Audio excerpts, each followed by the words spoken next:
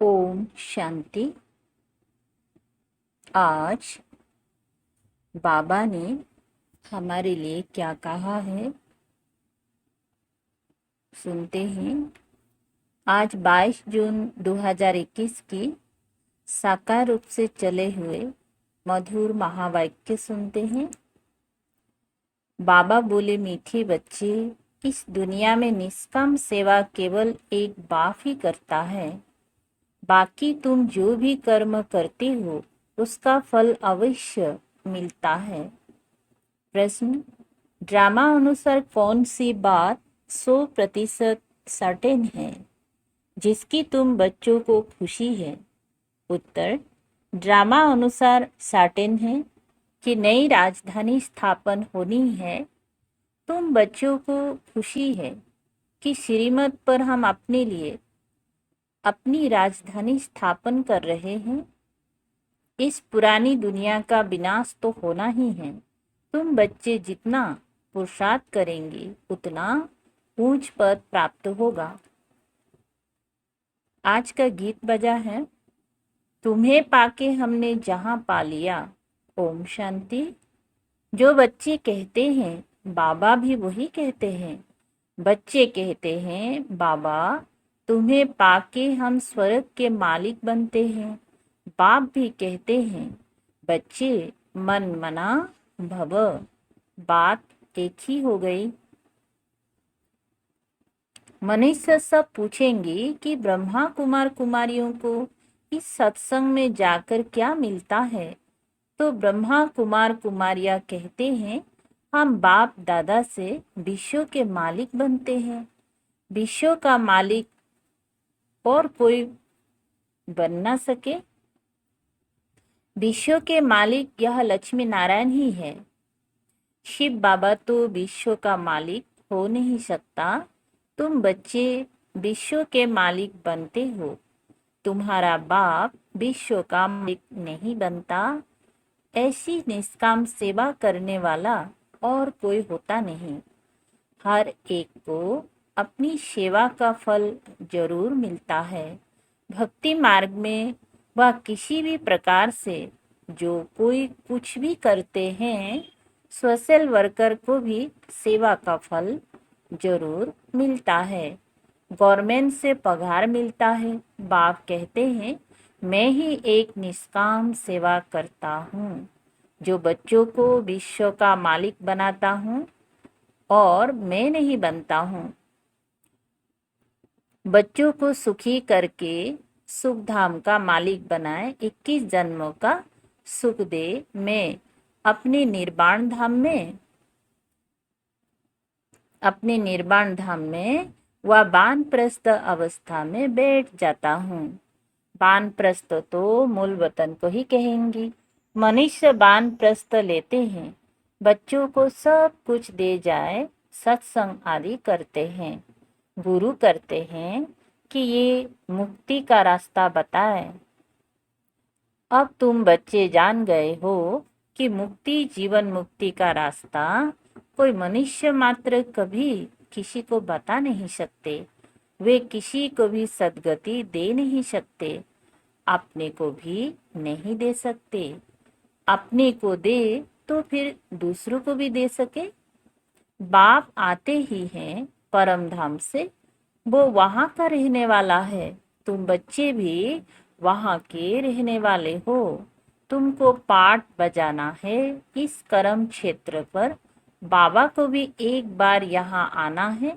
तुम बच्चों के लिए जबकि स्वर्ग की स्थापना हो रही है तो जरूर नरक का विनाश होना ही है। अभी तुम जान गए हो, शिव बाबा ब्रह्मा द्वारा आदि सनातन देवी देवता धर्म की स्थापना कर रहे हैं। तुम जानते हो हम मनुष्य से देवता बन रहे हैं। फिर से तुम बच्चों की बुद्धि में है कि हर 5000 बरस बाद हम आकर फिर से ब्रह्मा द्वारा शिव बाबा के बच्चे बनते हैं। वर्षा पाने के लिए पतित पावन उनको कहा जाता है। नॉलेजफुल, ज्ञान का सागर भी हैं। योग अर्थात याद सिखाते हैं। परंतु निराकार समझाए, इसीलिए कहते हैं ब्रह्मा द्वारा मनुष्य से देवता बनाता हूँ, अर्थात देवी देवता धर्म की स्थापना कराता हूँ। अब वो धर्म है नहीं, फिर बनाना पड़े। अब फिर से आदि सनातन देवी देवता धर्म स्थापन कर बाकी सबको मुक्ति धाम में ले जाता हूँ। भारत प्राचीन खंड है, इसीलिए भारत की आदमशुमारी वास्तव में सबसे जास्ती होनी चाहिए। ऐसी बातें और कोई की बुद्धि में नहीं आती हैं। आदि सनातन देवी देवता धर्म सबसे जास्ती बड़ा होना चाहिए। 5000 वर्ष से उन्हों की वृद्धि होती रहती है, बाकी और तो आते ही हैं। 2500 वर्ष के बाद इस्लामियों की आदमशुमारी कम होनी चाहिए। फिर थोड़े समय बाद बोधि धर्म वाले आते हैं, तो उन्हों में थोड़ा फर्क होना चाहिए। इस्लामी, बोधि आदि पहले सतु प्रधान है, फिर धीरे धीरे तमो प्रधान बनते हैं। यह भी हिसाब है। जो अनन्य समझदार बच्चे हैं, उन्हों को ख्याल करना पड़े। आजकल लिखते हैं चाइनीज सबसे ज्यादा है, परंतु उन्हों को सृष्टि चक्र का ज्ञान तो है नहीं। ये सब राज तुम बच्चों की बुद्धि में है। जो पढ़े लिखे हैं, उन्हों को डिटेल में समझाना होता है। देवी देवता धर्म वालों को 5000 बरस हुए, तो इस समय उन्हों की संख्या बहुत होनी चाहिए। परंतु देवी देवता धर्म वाले फिर और धर्मों में कन्वर्ट हो गए हैं। पहले पहले बहुत मुसलमान बन गए, फिर बोधि भी बहुत बने हैं। यहाँ भी बोधि बहुत है, क्रिश्चियन तो बेशुमार है। देवता धर्म का तो नाम ही नहीं। अगर हम ब्राह्मण धर्म कहें तो भी हिंदुओं की लाइन में डाल देंगे। अभी तुम जानते हो आदि सनातन देवी देवता धर्म स्थापन हो रहा है हम ब्राह्मणों द्वारा श्रीमत पर। ये भी समझ होनी चाहिए। धर्म गाए तो जाते हैं ना। यहाँ के मनुष्य अपने को हिंदू की लाइन में ले आते हैं, कहेंगे हिंदू आर्य धर्म है, सबसे पुराना है। भारतवासी पहले पहले आर्य थे, बहुत धनवान थे, अब अनार्य बन गए हैं।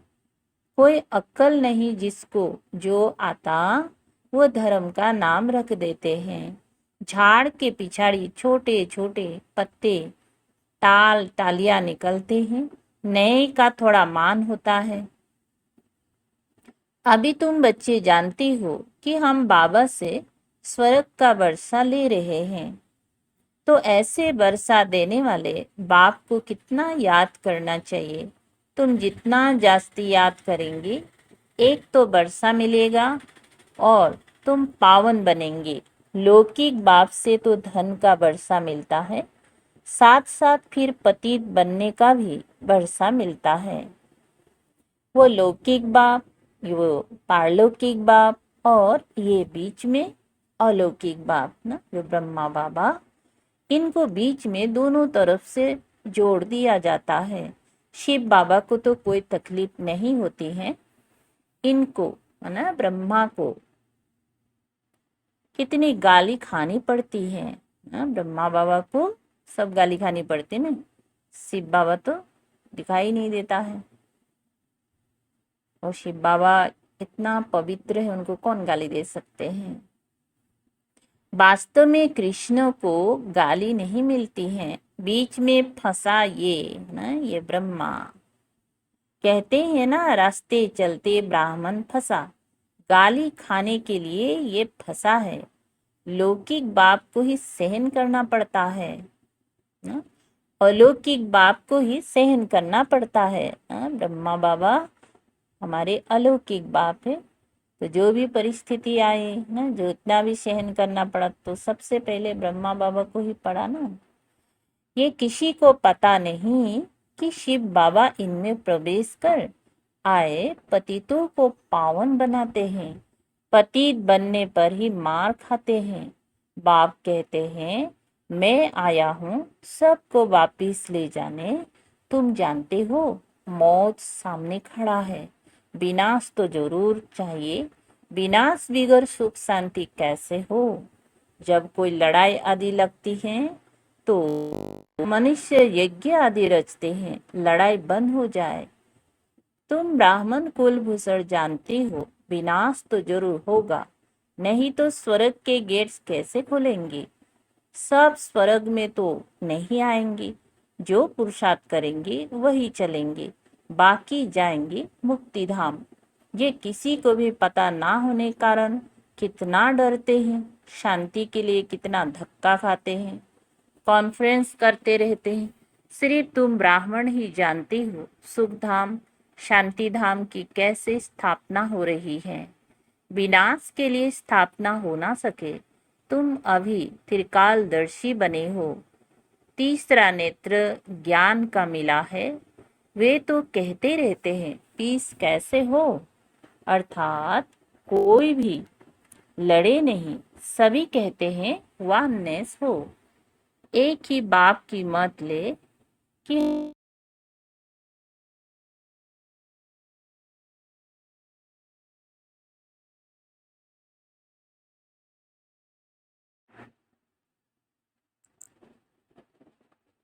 क्या बताएं, एक बाप के बच्चे हैं तो आपस में लड़ना नहीं चाहिए। ये भी तो सतयुग में ही था, वहां कोई भी आपस में लड़ते नहीं। वो तो सतयुग की बात हो गई। यहाँ तो है कलयुग। बरोबर सतयुग में देवता थे, बाकी सब आत्माएं कहाँ थी पता नहीं पड़ता। अभी बाबा ने ये सारे राज हम बच्चों को बताया ना। तुम अब समझते हो एक राज्य सिर्फ सतयुग में ही था, वहां सुख शांति सब था। ये सब बातें तुम्हारी बुद्धि में है, नंबरवार पुरुषार्थानुसार समझते हैं। बरोबर हम सतयुग में राज्य करते थे, बहुत सुख था, अद्वैत धर्म था ना, एक ही धर्म था ना। आज का जैसा अनेक धर्म नहीं होता है सतयुग में, सिर्फ ना देवी देवता धर्म ही होता है। ये ज्ञान किसी को है नहीं। इस समय तुम नॉलेजफुल बनते हो, बाप तुमको आप समान बनाते हैं। जो बाप की महिमा वही तुमको बनना है। सिर्फ दिव्य दृष्टि की चाबी बाप के पास रहती है। बाप ने बताया है भक्ति मार्ग में मुझे काम करना पड़ता है। भक्ति मार्ग में बाबा ने क्या काम करते हैं।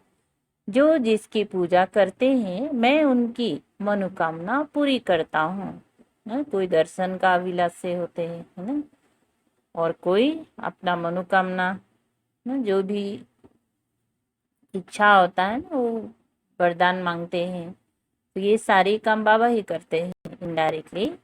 यहाँ भी दिव्य दृष्टि का पाठ चलता है। कहते हैं ना अर्जुन ने विनाश का साक्षात्कार किया, विनाश भी जरूर होना है, विष्णुपुरी भी जरूर स्थापना होनी है। बाप ने जैसे कल्प पहले समझाया था वैसा ही बैठ समझाते हैं। बाबा हमको मनुष्य से देवता बनाते हैं। जब देवता बनते हैं तो आसुरी सृष्टि का विनाश जरूर होगा। चारों तरफ हाहाकार मचना है।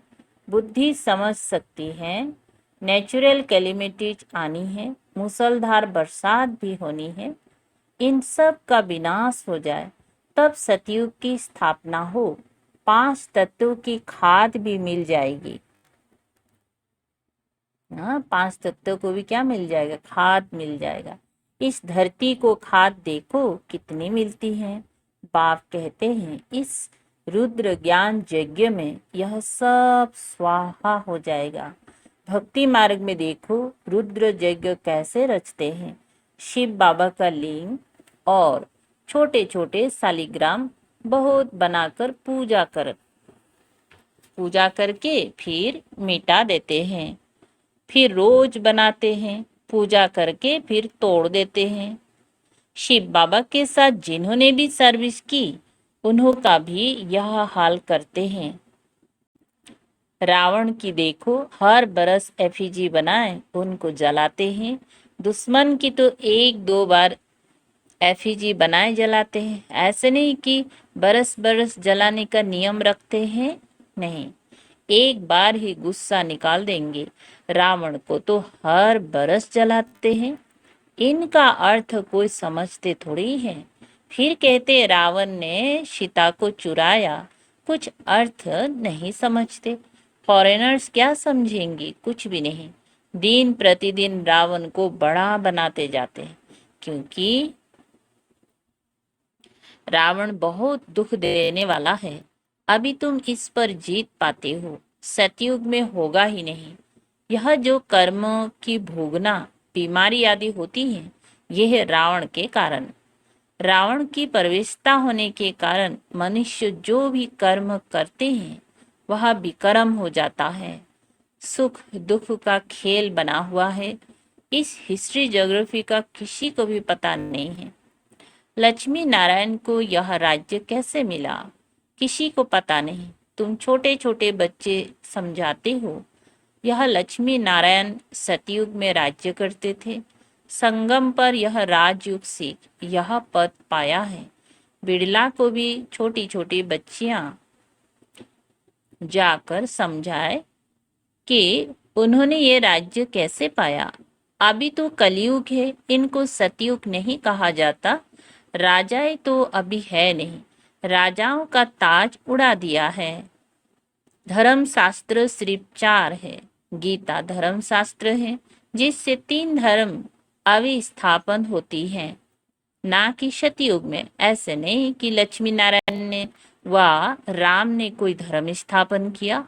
यह धर्म अभी स्थापन कर रहे हैं। फिर इस्लामी, बौद्धि और क्रिश्चियन का एक ही धर्म शास्त्र है, बाइबल, बस। फिर पीछे वृद्धि होती जाती है। आदि सनातन है ही देवी देवता धर्म, और फिर से देवी देवता धर्म की स्थापना करते हैं। तुम ड्रामा के राज को अच्छी रीति समझ गए हो। खुशी भी रहती है, जबकि बच्चों को 100% सर्टेन है ना, श्योर है ना, कि हम फिर से अपना राज्य भाग्य स्थापन कर रहे हैं। इसमें लड़ाई आदि की कोई बात ही नहीं। राजधानी स्थापन हो रही है, यह सर्टेन है। As certain, as death. तुम जानते हो, हम फिर से राज्य भाग्य लेते हैं। कल्प कल्प बाप से वर्षा लेते हैं। जितना पुरुषार्थ करेंगी उतना ऊंच पद पाएंगे। अच्छा, मीठे मीठे शिकिल दे बच्चों प्रति मात पिता बाप दादा का याद, प्यार और गुड मॉर्निंग। रूहानी बाप की रूहानी बच्चों को नमस्ते। हम रूहानी बच्चों की रूहानी बाप दादा को याद, प्यार, गुड मॉर्निंग और नमस्ते नमस्ते। शुक्रिया बाबा। अच्छा, धारणा के लिए मुख्य सार है। 1 नंबर, जो बाप की महिमा है उस महिमा को स्वयं में लाना है। बाप समान महिमा योग्य बनना है। पारलौकिक बाप से पवित्रता का वर्षा लेना है। पवित्र बनने से ही स्वर्ग का वर्षा मिलेगा। नंबर 2, श्रीमत पर अपने ही तन मन धन से एक आदि सनातन देवी देवता धर्म की स्थापना करनी है। आज का मीठा वरदान है,